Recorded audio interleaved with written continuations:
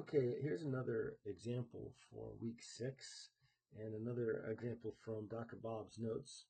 We have a portable wood chipper is used to shred bark, tree branches, and other biodegradable material into nearly unrecognizable 20 to 30 millimeter pieces.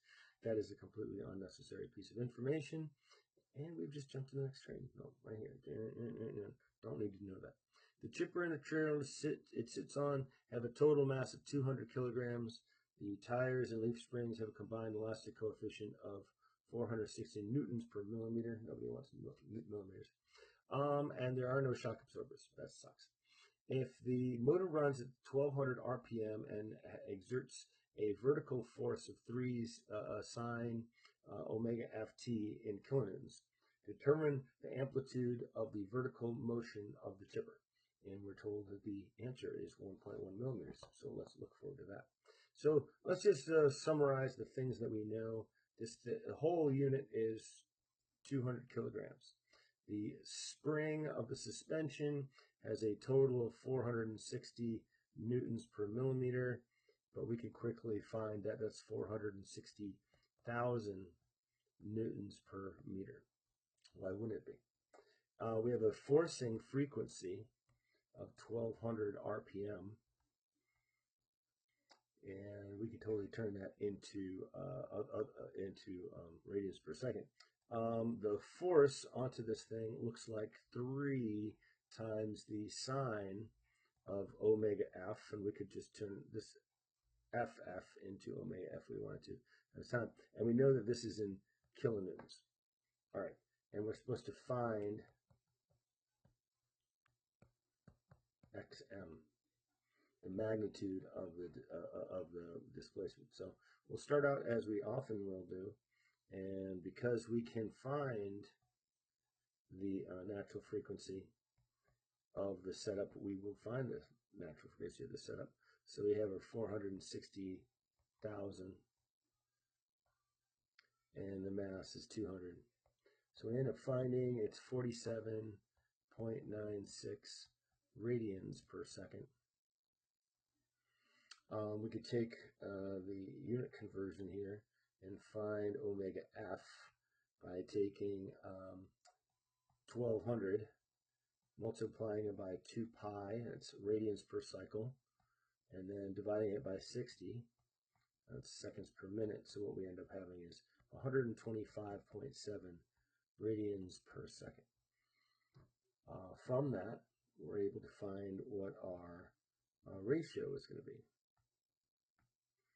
R is going to be equal to omega f over omega n.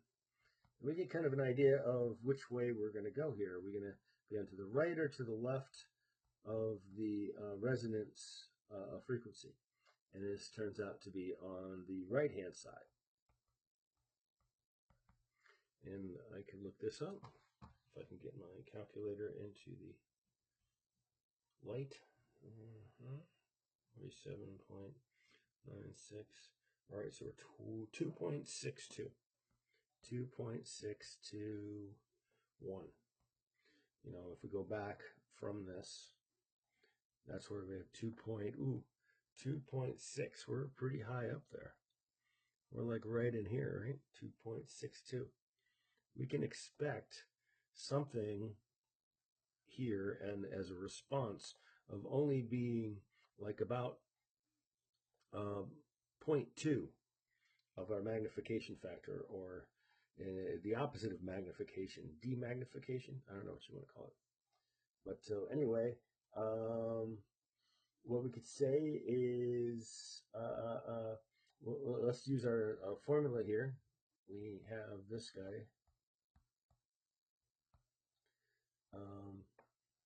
1 minus r squared, right? So xm is equal to PO, which is 3,000, right? Because these are kilonewtons, divided by 460,000, right? Divided by 1 minus 2.621 squared. And we're going to have to recognize that this has to be the absolute value of this right here. Well, we can go ahead and make it negative. That doesn't matter to us. That's fine. It hardly matters. So if you take and you square this, obviously it's a number that's bigger than 1. And you subtract out, right? And then you divide, we'll take the 3,000 divided by 460,000. That's going to be an itty bitty number. And let's see. Sure, we're going to get negative 1.111 E minus 3, and these are meters. So the XM is going to be a negative 1.11 millimeters, just as our answer says they were. It's a pretty simple thing, it's a pretty simple idea, but it's the concept behind it that's probably the more important one right here, that we can see that we have this, and it's really the word magnification right here, this idea that we have this input versus an output, and we're going to have a response. And here's what the response is going to be. We'll go to another video after.